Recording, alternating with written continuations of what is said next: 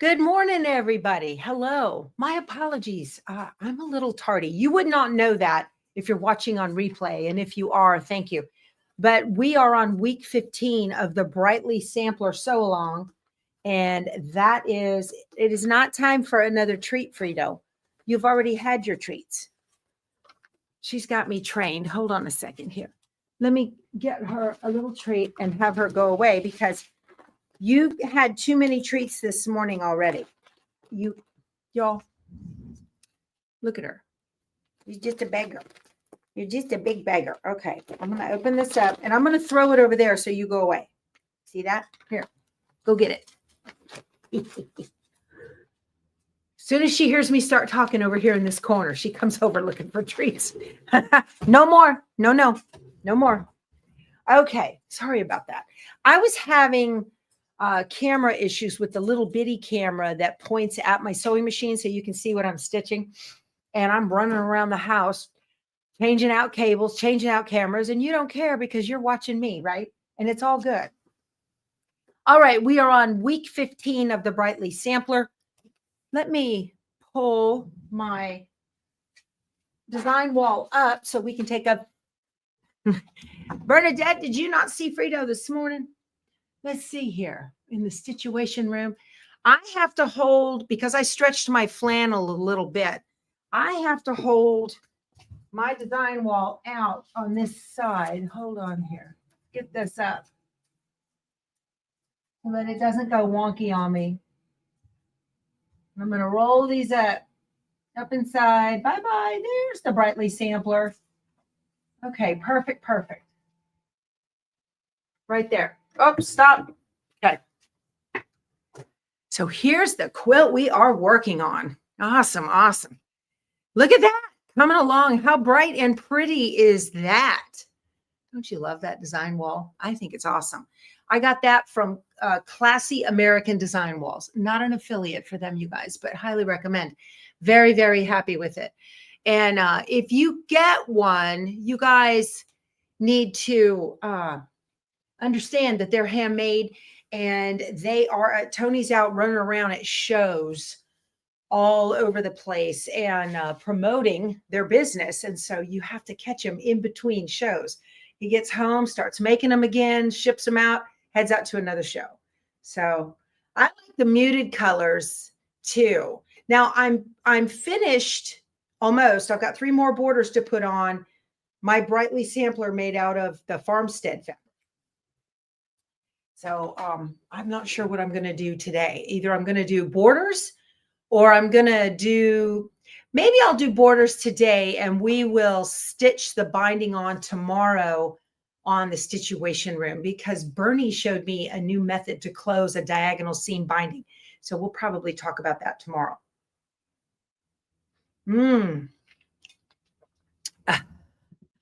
I like the colors of it too. This quilt fabric is called Strawberry Lemonade from Sherry and Chelsea.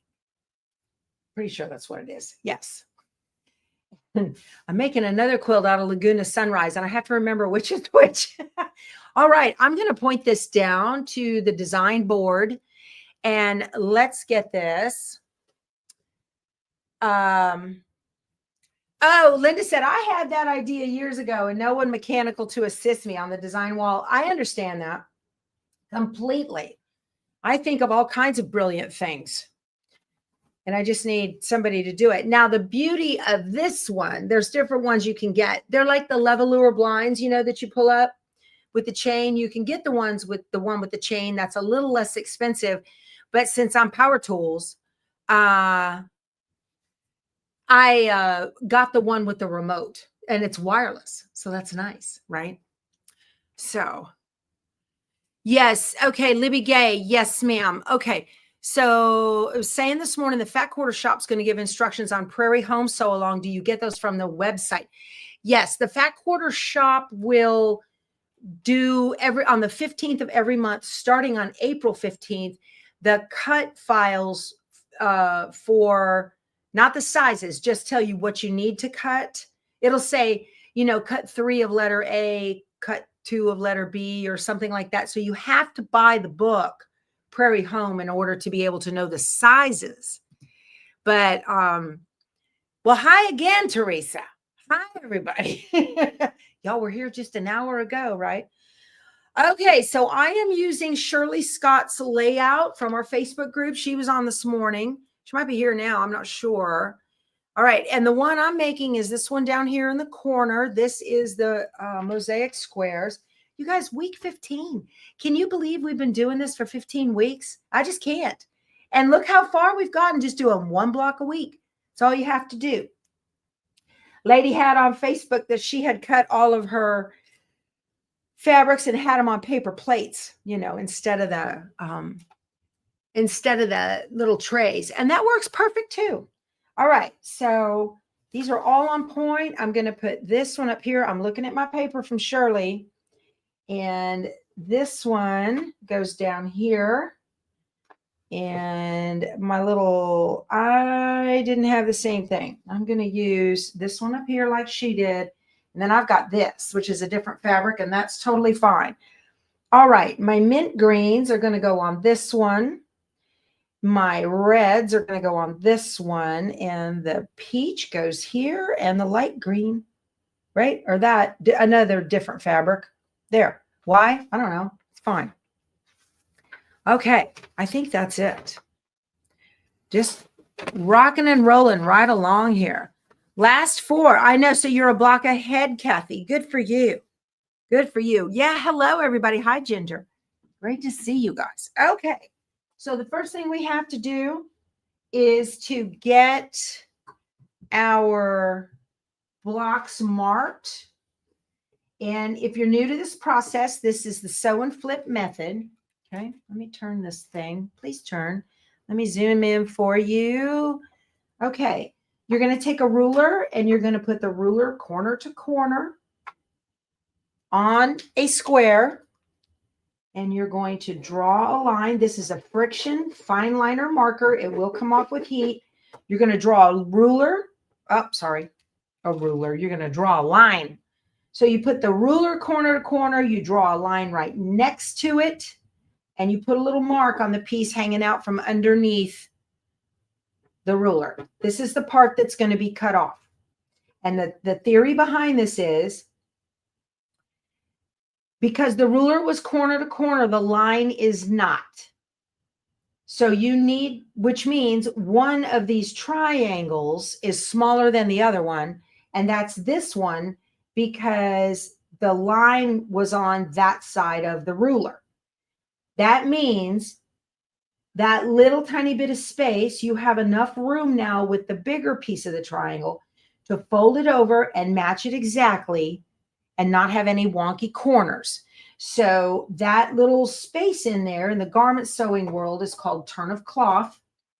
And it's the turn of cloth that keeps your square, your sew and flip corner, or your square in a square, or your flying geese from being wonky. And that will also give you a perfect 1/4 inch seam. So that's a bit of quilt theory. They don't teach in the quilting world, but it works perfect every single time. There's a couple other rules. Not too often do I have rules, but I have rules on this. Another rule is before you cut, you fold it over, finger press, make sure it fits exactly, press it, and then trim it. Trim the 2 bottom fabrics. Okay. And then the other rule is maintain the integrity of the base shape. And by that, I mean perfectly aligning your fabrics so you don't have one fabric hanging over. It looks exactly the same from the front and the back. You can't see front fabric hanging over the back. You can't see back fabric hanging over the front. Maintain the integrity of the base shape. So if you have directional fabric, you might want to fold it first and lay it out on your square and make sure your pictures are going the way you like, or your lines, or whatever it is you want. I want that right there. Or if you're trying to fussy cut something, So I'm going to be sewing all 4 of these at one time. So I'm marking all my fabrics at one time.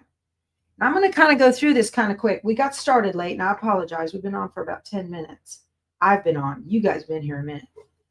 I want to make sure I can get this done in the hour. Okay. Tomorrow's Frito's Forever Home birthday on the YouTube on in the situation room. So, Dave, I've got that little birthday cake cookie you sent her, so she's going to get that tomorrow. She'll love that. Y'all, my dryer's going like crazy. We're leaving tomorrow morning after I get finished with the situation room. That's my washer. Ooh, can y'all hear that? It's spinning and it's loud. So we're going up to Canton, Texas with our motorhome club for a rally. Miss Bonnie's got that. Bonnie Cohn, she's the president of the Mid-South chapter. She's getting that all put together. So not too far of a drive. It's up by Dallas. What's a gotcha day? Oh, is that the day I got her? That's the day I got you? How cute. That's adorable. Took me a minute.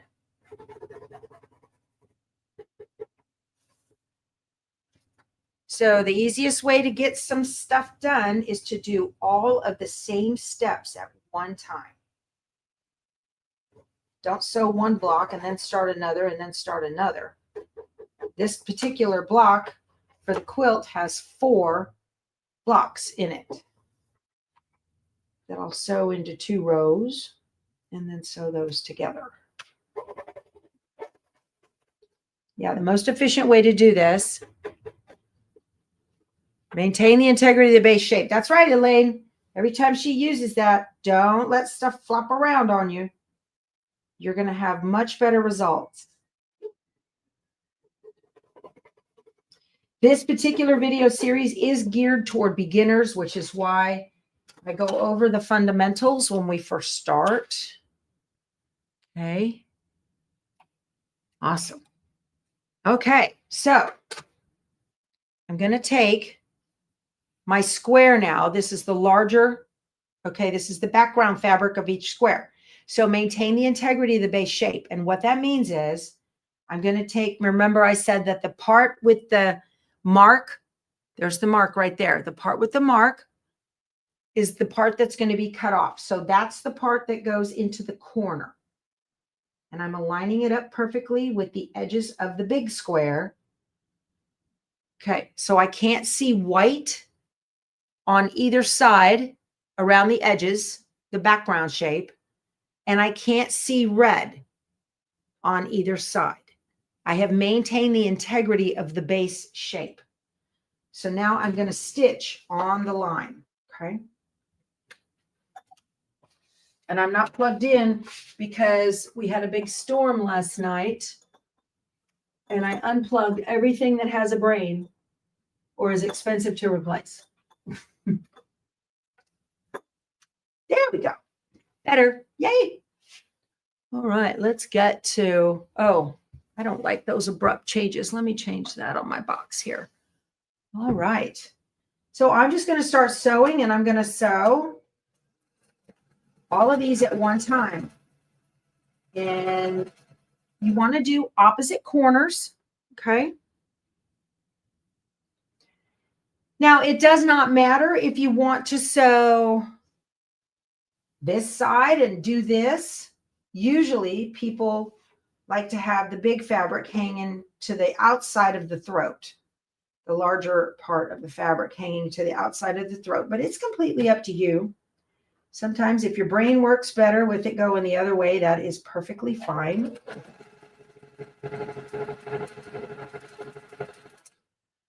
Okay.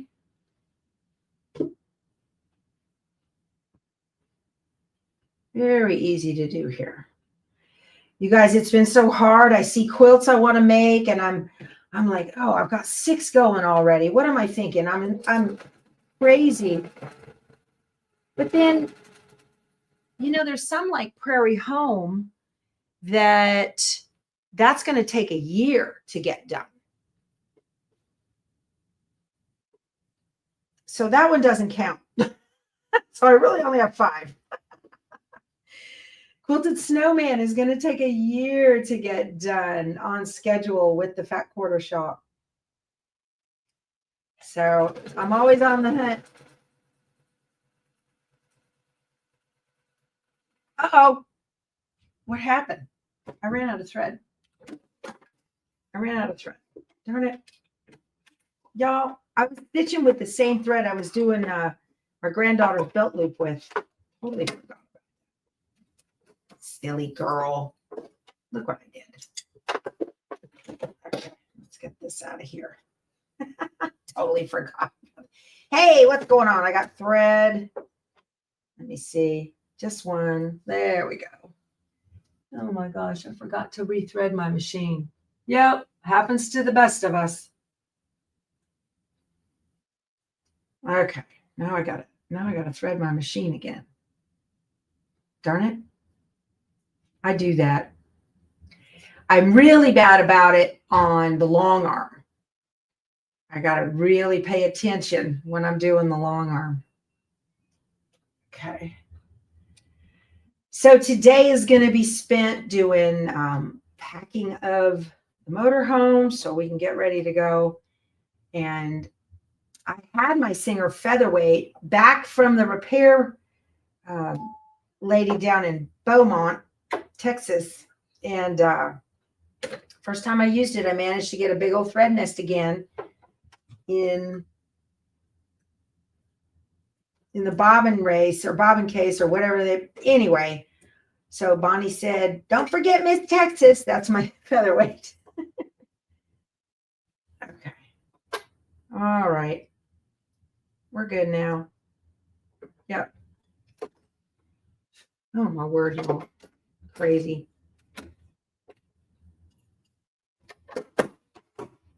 Okay, back in business. Yep. And that seam did not finish, so I'm just going to start back on it and then stitch it again. There we go. Okay.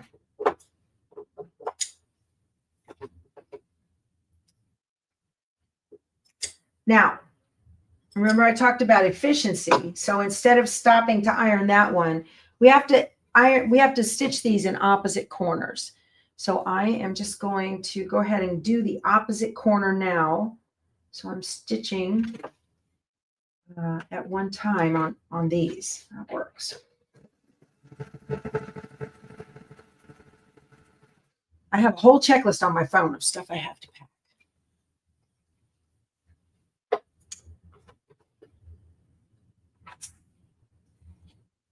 My granddaughter, well, it's Keith's granddaughter, our granddaughter, came down with his daughter this weekend from North Texas.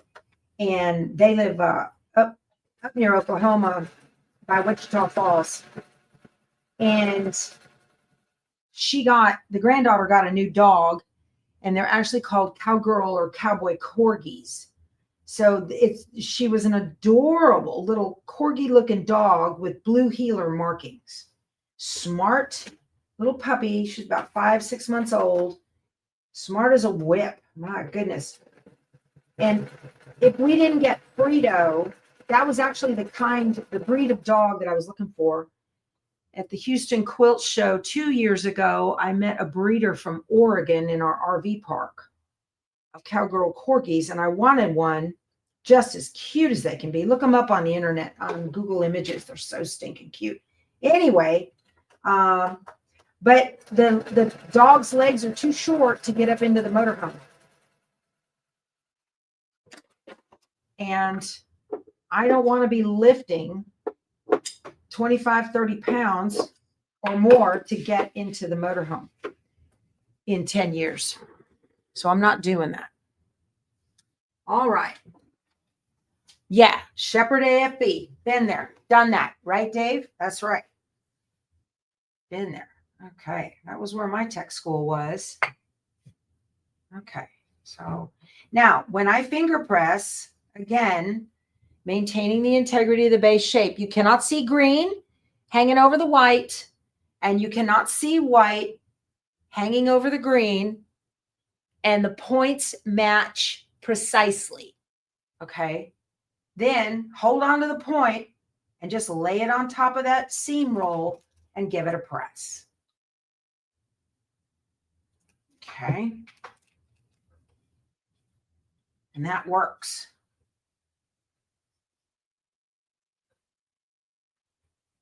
Very cool. All righty. Roll this over. Now, I got a little problem here on this one. So when I finger press this, look at that. See that? That's going to make my 1/4 inch seam off. That's going to make it off. I mean, sometimes you can manipulate it a little bit, but I've got white hanging over the edge there. You don't want that. So this one's going to get some love. Let me see. I'm just going to rip it and stitch it again on that one side. That means I started and this was the first one. I didn't have a leader or ender. And that means that I started that particular seam into the larger triangle. That's what that means. Oh, look, I've got a little white over the top of the green. Even before I stitched it, it moved on me, jumped around.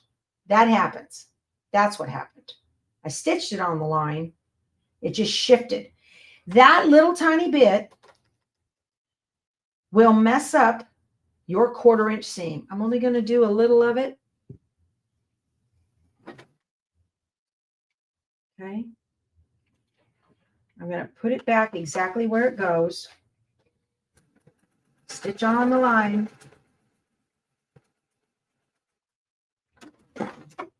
Okay. Now when I fold it over, look how much better that is. See that? And that only took me 30 seconds. You guys, one of the best things you can do for your quilting piecing is to recognize when something's wrong and take it seriously. Okay. Don't go, it'll be fine. It's not like garments. So just, pay attention to stuff like that. Maintain the integrity of the base shape and be consistent with that. That matters. Let's see here. Only part of the seam to rip. Yeah, you don't have to rip out the whole thing, y'all. You don't have to do that. Get that exactly. Now, the ones that weren't first, they're perfect. It was that first one that got me. What is the size of the wool pressing mat on top of Steady Betty? I don't know. It looks like 13 by 13 or 14 by 14. I'm not sure. IKEA makes a wooden top to fit this that's got cutouts for the little handles. I was watching Design to the Nines last night. I like watching her. She's in Florida. She's real good. She's a home decorator. Y'all, I don't home decorate at all, but I like to watch people who have that gift because I admire it. Anyway, she did an IKEA run and found those things. So you might use that instead of a Steady Betty. I could just use a Steady Betty, but I had 2 of these mats that I picked up at Road to California because they come in packs of 2. And I always thought, well, where am I going to put it? The time in between the situation room and our live right now, I found a home on top of my fabric racks for Orphan Annie. That's the name. Scotty Dog gave it the name, Orphan Annie. I got my original embroidery machine back. Brother PE 770. I got it back from the lady I sold it to 10 years ago, 9 or 10 years ago. I picked her up yesterday, so she's home. And I'm so happy. And I stitched out a segment to the Kimberbells Hopping Down the Bunny Trail bench pillow on it. She did so good. The lady told me she's not working very well. And I said, oh, that's okay. I thought, And this was a point that I wanted to make in the situation room that I did not, is that if you know what you're doing, you can have, if you know what you're doing, but maybe it's not in the budget to get a fancy machine. Great machine. It's a little workhorse. It's a great machine.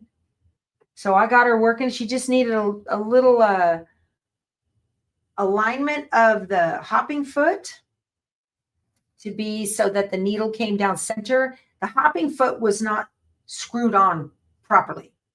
So realigned it. That needle should come down pretty close to center, just so it doesn't have any connection with the inside ring of the foot. And then, you love the name Baby. I don't know. I'm going to have to see. We'll take a poll tomorrow. She wasn't really an orphan. She's foster. I don't know. But I was a baby embroiderer when I started on that thing. It's a Brother PE 770, that little blue and white one. I watched videos from a guy by the name of Vince Arcuri who had that machine, and he stitched a ton on it. And he's up in New Jersey. So I'll show you guys I'll show you where I put it tomorrow in the situation room. I'm not going to spin around. Okay, let's get to trimming on these. Keep the original name, Baby. Okay. Yeah. Baby Annie. There you go. Make it both. Now, I named it Baby yesterday. I was driving home trying to think of a name. I got rid of the machine, or I sold it. I got rid of it. I just say it like it is. I got rid of it before I was naming my machines. So I have 5. The PE 770 is 1. My Brother Quattro is 2. And it has 2 upgrade kits in it, so it thinks it's a dream machine. And so the camera is activated. And then I have the Brother Luminaire. So there's 3. And the Brother PR 1055. The Luminaire is Darla. The 1055 is Spanky. There's 4. And then I have my Brother NQ 3700D. Gypsy, my travel machine. That's 5. That's a lot. And they all get used. So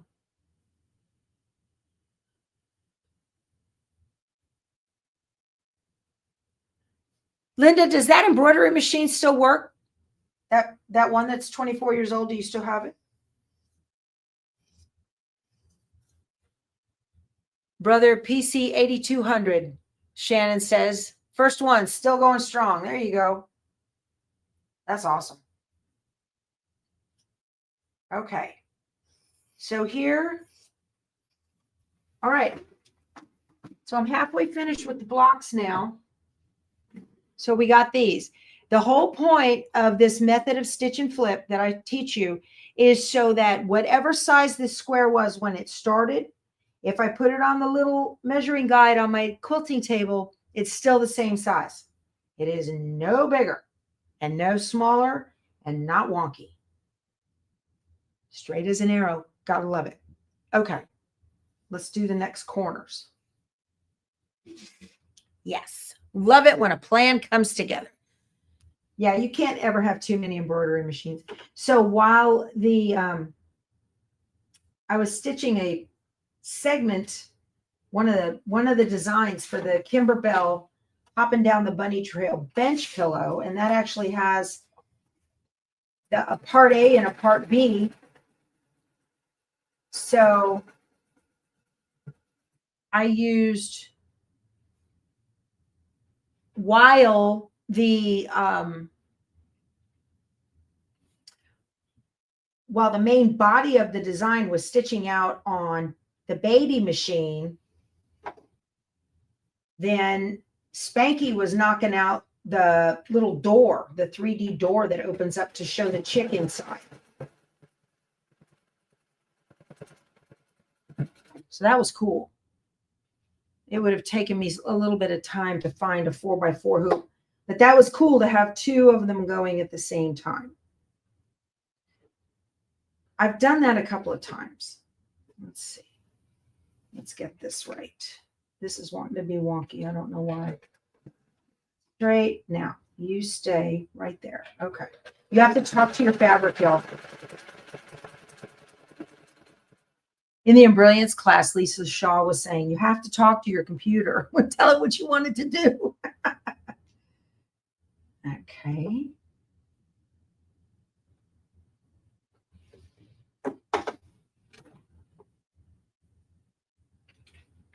Beautiful. Yeah, Dave, on that PQ 1600, you will learn foot pressure, foot pedal pressure pretty quick, because you press down on it with regular pressure, and you're right, it goes lickety split. It's pretty quick. It is shocking at first, and it's almost intimidating, but that's good money spent. You will be so pleased with that machine. You will sew on that more than anything, probably. I only use my regular machines now for garment sewing if I do it. Oh, y'all, I found some more cheater cloth in my stash that I like better than the double wedding ring. So I think I'm going to make that into a jacket. And it's actually a juvenile print with teddy bears on it. And Hexie's so cute. And I'm like, well, I'm a big kid. I'll use that. You talk to yours all the time, Bernadette? As long as it doesn't talk back. It does talk back when it gives you a thread nest. See, when you maintain the integrity of the base shape on these edges, you're going to get your perfect 1/4 inch seams, and it's going to come out so pretty.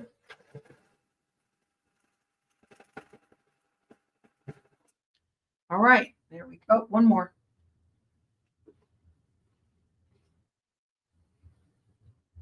All righty. Last one here.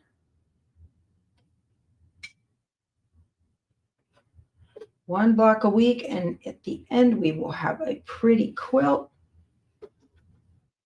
I am loving seeing y'all's blocks on Facebook and our private Facebook group. Makes me so happy that you guys are being productive. Not that my level of happiness matters to you, but I'm very proud of y'all. I feel like, especially if you're a beginner quilter, I'm just like, oh, look what they did. I'm so proud. Okay, got to find the accessories bag to see what other feet came with it. So I think, Dave, I know on mine, the 1/4 inch foot did not come on the machine. The 1/4 inch foot I found in the bag. So take a look at that. And then the only, everything else is the same, because I looked at the specs on that machine. Everything else on that 1600 is identical to my 1500, except you don't have a walking foot. This came with my 1500. It does not come with the 1600. But you won't really use it a whole lot unless you're doing like layered, you're doing background quilting on a pot holder or putting something together, something like that.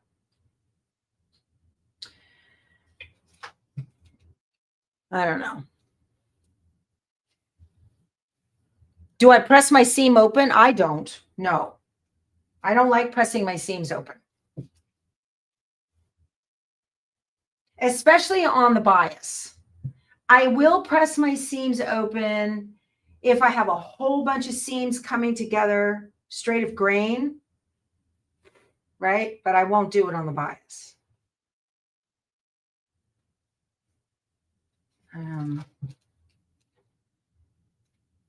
You get to your perfect point and stay there. Even at star points, I haven't done that. Delia says, I wish I could have found you 15 weeks ago to start this. Well, welcome if you're new. I'm glad you're here. It's pretty quick once you get the hang of it.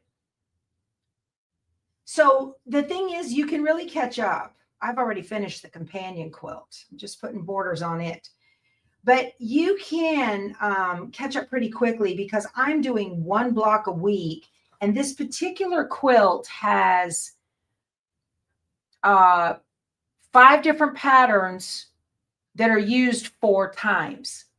So if you watch this video, it's the exact same as the other 3 or 2 or however many we've done so far of the Mosaic squares blocks. That's the way I did it. But on the companion quilt, and by companion quilt, I made the exact same quilt in a different fabric line. So on the companion quilt, I made all 4 of these blocks at the same time in, and I got all 4 of them done in like 2 days. Different sittings. You got to get up and eat lunch and that kind of thing. But you can get them all done pretty quickly. So that's why this is a good beginner quilt, because we use the same patterns over and over and over.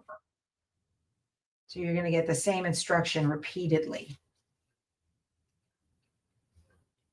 So you guys are just chatting away. I absolutely love it. Okay. It was really nice. The ladies in the Situation Room, the 2 Debbies who were at the Brilliance training, flew in from New York. And because of the channel, they found Scotty Dog. And Scotty Dog's a sweet lady in her 80s, and she lives in Long Island. Are you in here, Scotty? I don't know if you're here now. And so they all got together and they stitched together now in person. And that was just so awesome. So awesome when I heard that. And I just love that you guys are finding stitching friends through the channel. I think it's wonderful.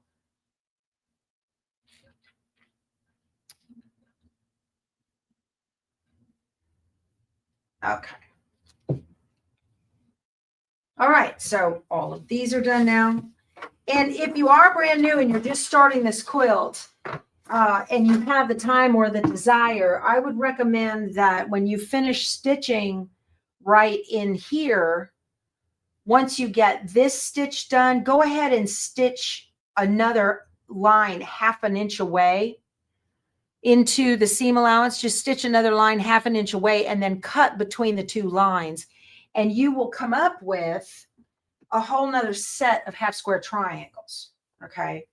And that way you can make another quilt if you want, or you'll have half square, because that's a lot of fabric to come off right there, those big pieces.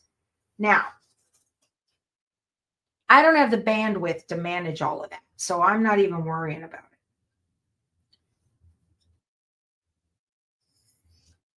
I get emotionally attached to the quilt itself, not the fabric to make it.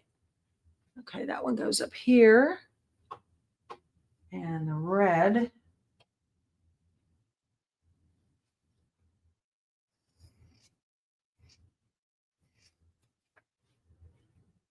I heard that I saw in the email that the Legit Kits Sophia monthly fabric has been shipped for their block of the month for Legit Kits.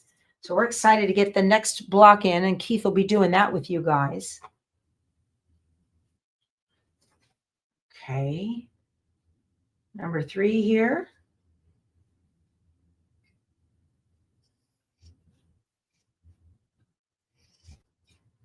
I was also very glad to get on the scale this morning, and I didn't gain any of my weight back while I was at that class, because you cannot stay on the diet. We ordered in from Panera, and we had an opportunity to choose, and so I had a sandwich one day, but I got salads the other 2. So I did my best, and I could have done better by bringing my own dressing. But I did bring, because it was just in San Antonio, which is a drive down the road for me. I didn't have to fly. I did bring my fat-free half and half for my coffee in the morning. I had that in my room. Every little bit, 20 calories here, 30 calories there, every little bit. Okay.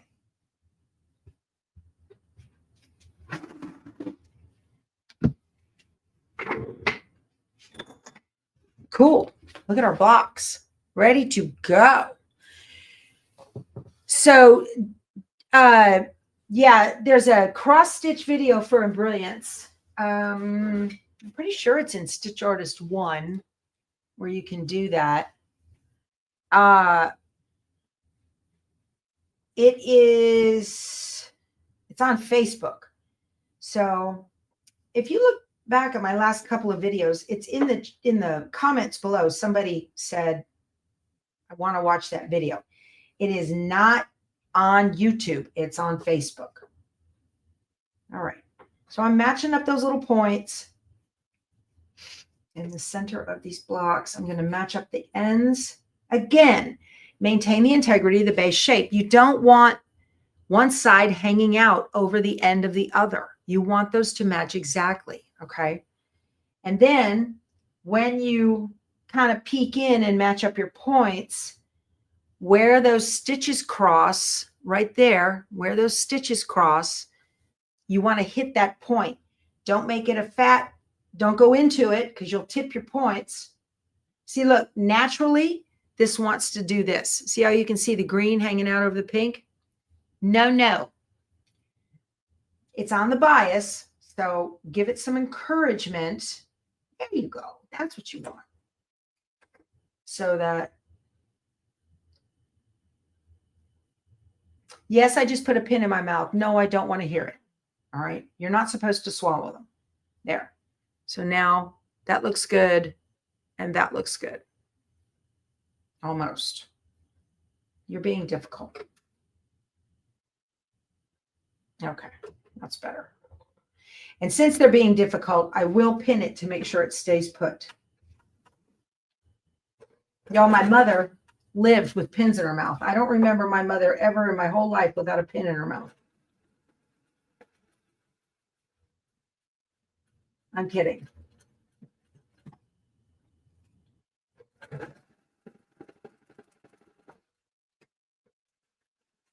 And next two, there we go. Okay, I'm going to match those little points just by peeking and making sure they're lined up together. And my edges, oops, my edges are even with each other. Sometimes they're not. That's okay. It's more important to get the points to match than it is to get the edges even. Line up these two guys. And line up these two guys. There we go. Especially on bias cuts, which means cutting diagonally on grain. You need to make sure that everybody lines up.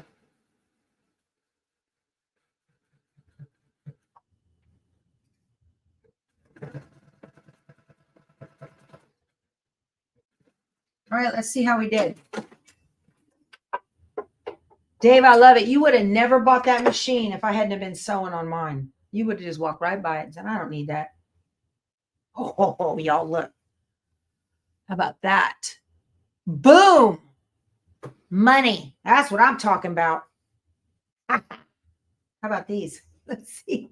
Yay. Oh, I'm off. This is unacceptable. See how off that is? Unacceptable. Fail. Unsat. That's okay. These things happen. It's fine. Let me get this. Let's see here.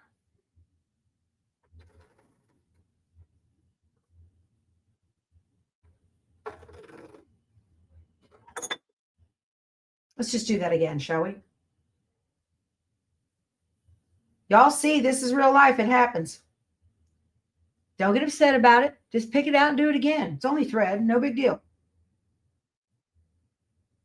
All right, let me get these together. Put those little points right where I want them. I had kind of felt like that was going to be off on that one. Now I am pinning on the diagonal in one side of the seam allowance and out the other on the 45, so that I can just barely stitch over the seam line and get those anchored and then pull the pin.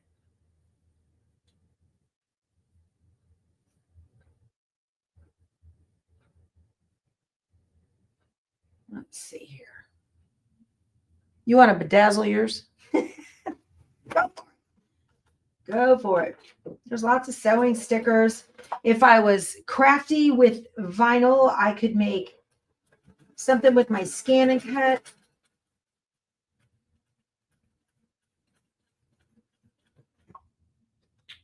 And it works better if you put your tongue out.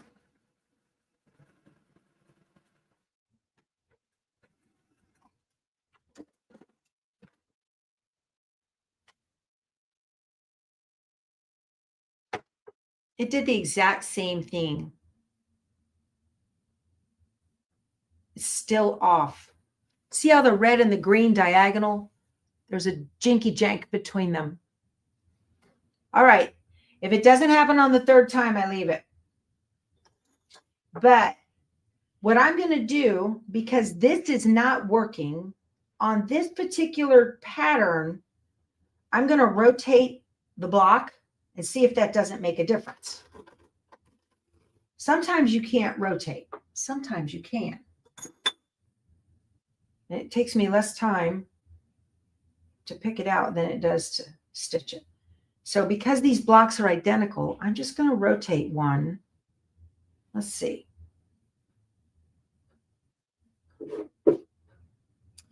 I don't think oh, you know what the problem is? I've got a scant. See how small that 1/4 inch seam is right there? And look how the other ones are correct. That one is too small. That was the problem. Probably that's what the problem is. It's important to understand, if you have a problem, why it's a problem. Okay, I want this edge. So in the block, where's the pattern? Here. On that 1/4 inch seam, that's not a 1/4 inch seam. This is important. That always happens to you too. Okay, this is important. One of the best things you can do is to know why something occurs. And then how can you mitigate it from happening in the future, right? So this particular seam at this juncture is shy. It's not a full true 1/4 inch. I could make it a full 1/4 inch by maybe coming back in and stitching this particular one, the top one, a little bit deeper, and stitching it in and take a couple more stitches and then fold it back over. But then I run the risk of my tip looking like that, and also this being wonky. And when I put it down here, it's not the right, well, it's not the right size. It is big. So I can go a little bit deeper on this one. It's just a little bit big. It's like 6 5/8 instead of 6 1/2. All right, so let me show you how to fix that.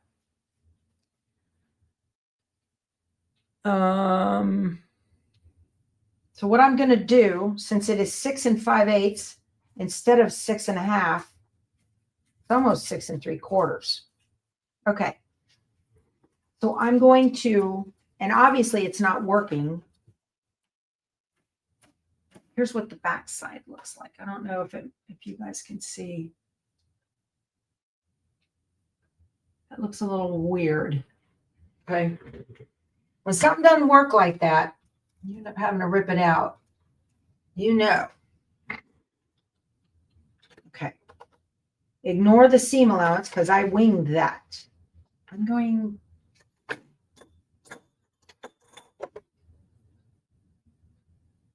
I'm just going to do these last couple of stitches over. Yeah, if something's not working, measure it, y'all. See how you can see red at the top of that right there? See that red from the other? It's not lined up properly. That's a bad line. That's the issue. I'm going to pull these out. I'm going to put this exactly where it needs to go. Let me pin it so it knows to stay put. Okay. Now I'm going to just do that little bit again, and I'm going to come out just shy of the point so that I've got my turn of cloth.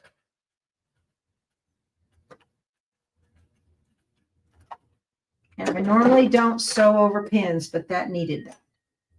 All right, now let's do it. Okay. This is better. That's cleaner. See that? And when I fold it, I don't have any red hanging up over the edge. Okay. Now let me press it out. This happens, you guys, and it's important to understand how to fix that when that happens.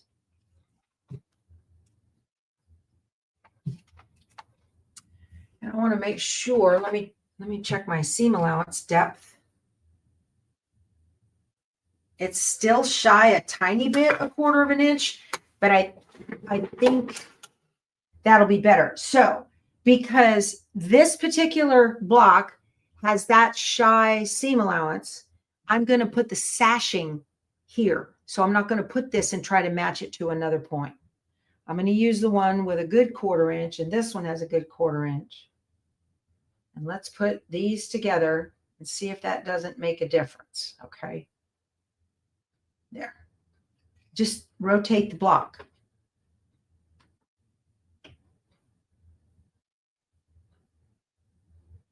You love your new PQ 1600, Donna. Good for you. Yeah, great machines. If you're going to be a quilter, you need a straight stitch machine. I saw somebody asked on our Facebook group, why do I need that? Because straight stitch machines only do one thing, and they do it 1,000,000 times better than a traditional domestic machine.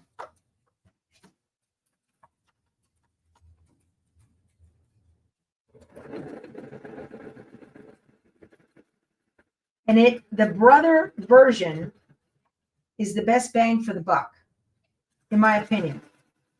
The Juki TL series is also very good, but it's expensive. A little bit more expensive. Let's see. See, that matters. There you go. That's it right there.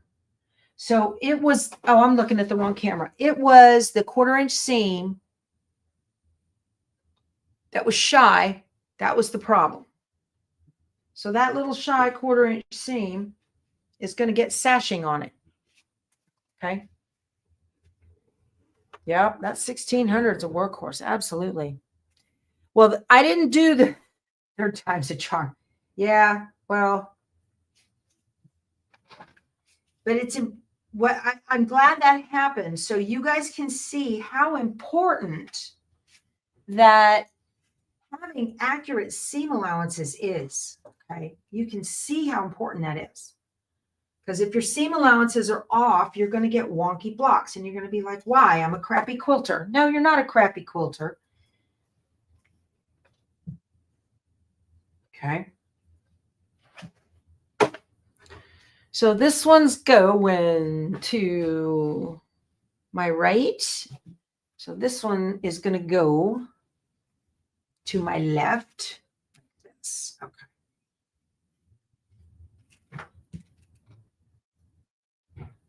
But there are lots of, I try to give lots of, these are not, nobody taught me this, you guys. These are lessons learned where I screw something up and I go, why did that happen like that? And as long as I know why it happened, I can prevent it from happening again. I can recognize when I've hit a trouble spot, and I need to pay attention to that. Okay.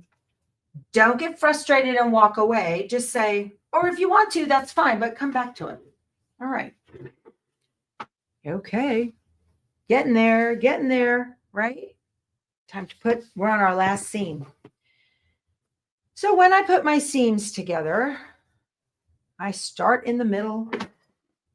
Easy there, killer. Oh, okay. Hey, Dave, did you see that an Air Force second lieutenant in the academy won the NCAA championship in wrestling? I was so proud. I was like, go LT, that's awesome.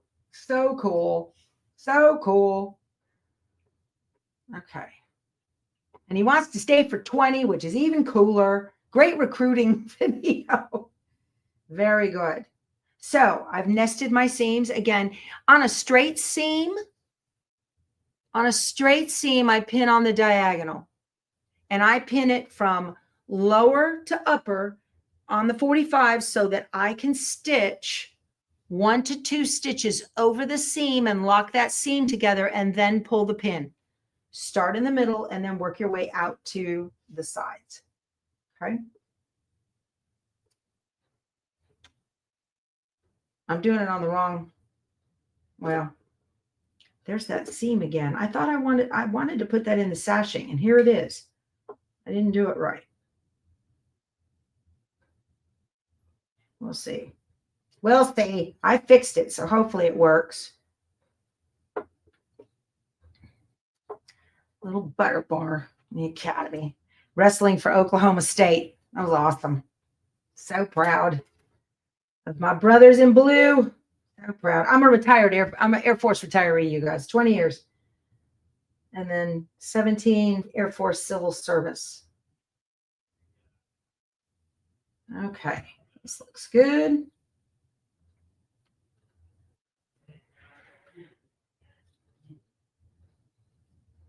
Support and availability are your issues. So Quilt Wench says she's been looking at Juki, Brother, and Baby Lock support. Yeah, so I have never once had this machine in for service, ever. And I've had it a long time. Long time. 10 years, maybe. But those are good considerations, absolutely.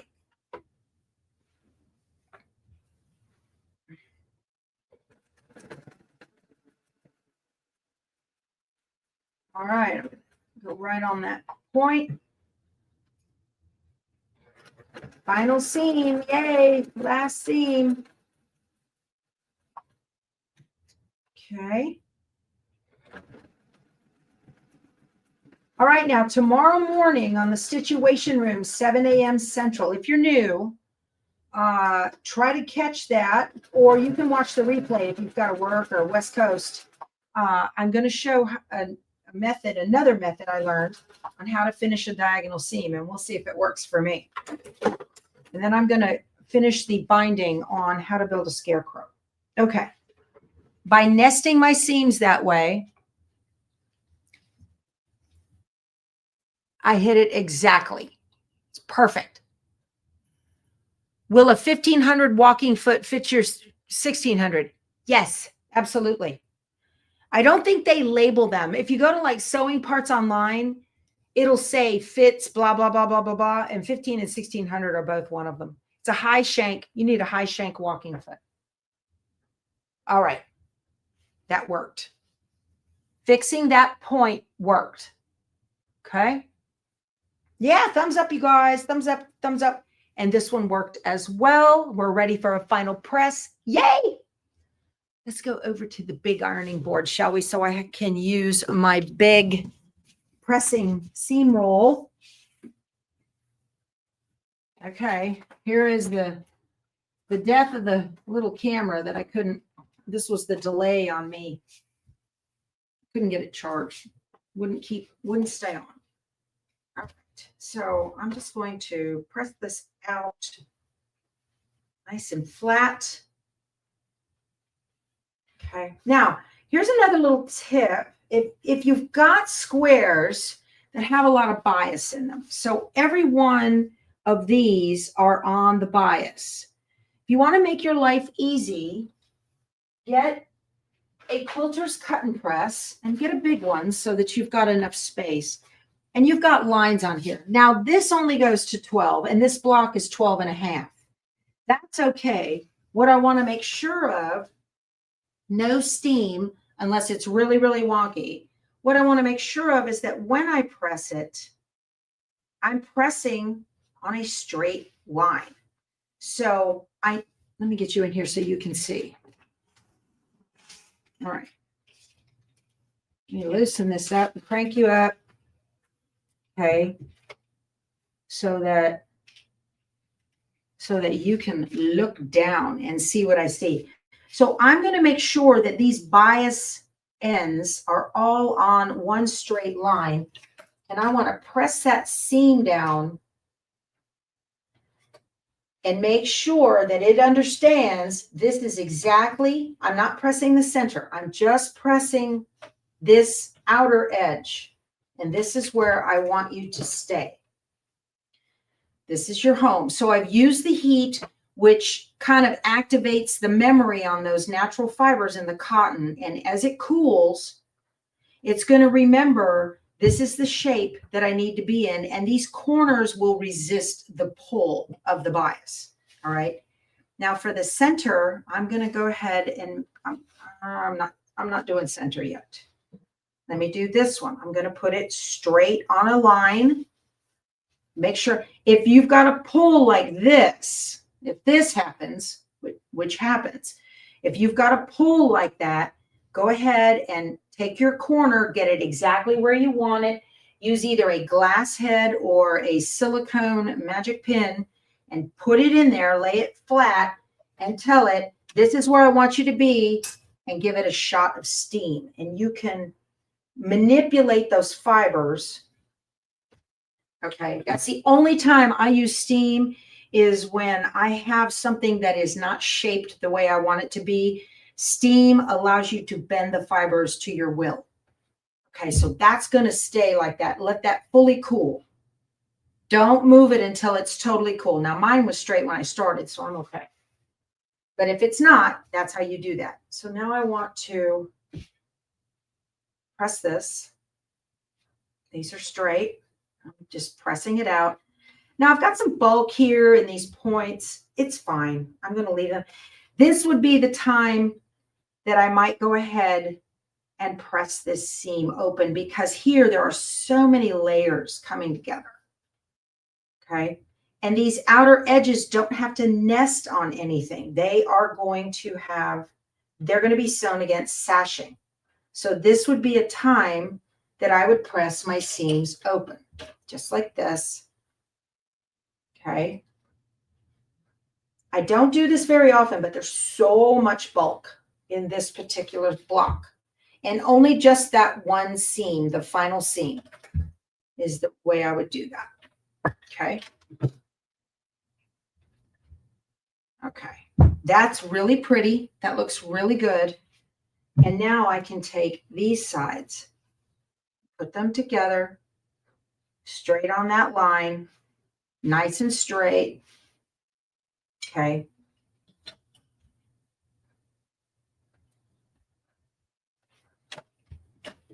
That's the way I want you to be. And then this one. We have a pretty block. Okay. Very pretty. And right there is good.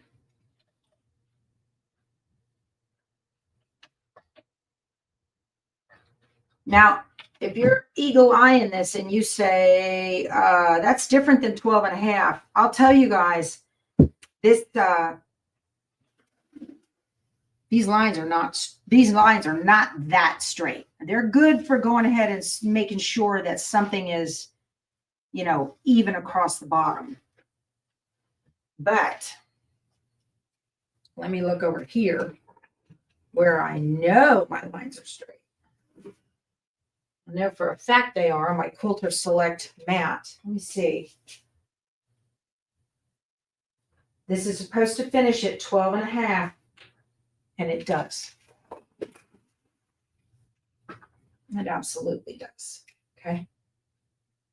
That looks good. Good. That'll work. See? 12 and a half, maybe just a tiny bit, but totally fixable in session. Awesome. All right, we're going back around. Whee!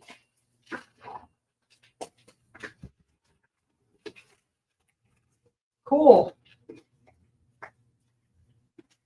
So I'm glad those little hiccups happened. So you guys can see the little problems that can happen and how to get them so that it's not going to happen in the future, and you can recognize it and you can fix it. Practice, practice, practice. This worked out beautiful. Awesome. Let's put it on the wall. Yay. These are not in the right order. Okay. Not in the right order. I'll get them in the right order when we get done. So I'm just going to throw this up over here. There we go. Awesome. Week 15 is in the can. All right, you guys, this has been so much fun. I'm so happy to have this quilt coming along. Thank you for joining me. And I hope you have a great rest of your day. I'll see most of you tomorrow morning in the Situation Room. We'll talk to you soon. You guys go sew something. Bye. Oh, give a thumbs up.